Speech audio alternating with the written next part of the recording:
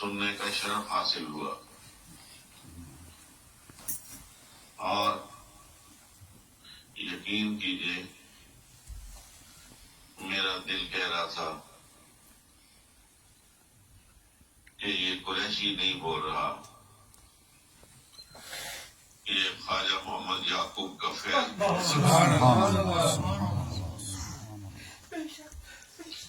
انہوں نے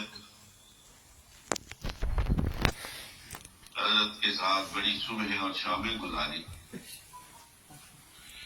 پوری راتیں گزاری، لیکن آج میں ان کی گفتگو سن کے سوچ رہا تھا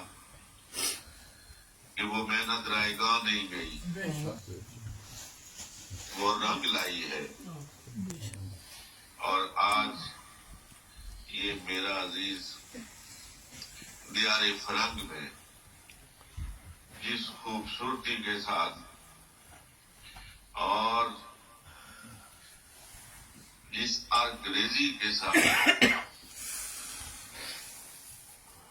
اپنا معافی ضمیر بیان کر رہا ہے، وہ ایسے لگ رہا تھا کہ مجددی فیض کا سمندر بہ رہا ہے۔ سبحان اللہ، ماشاء اللہ۔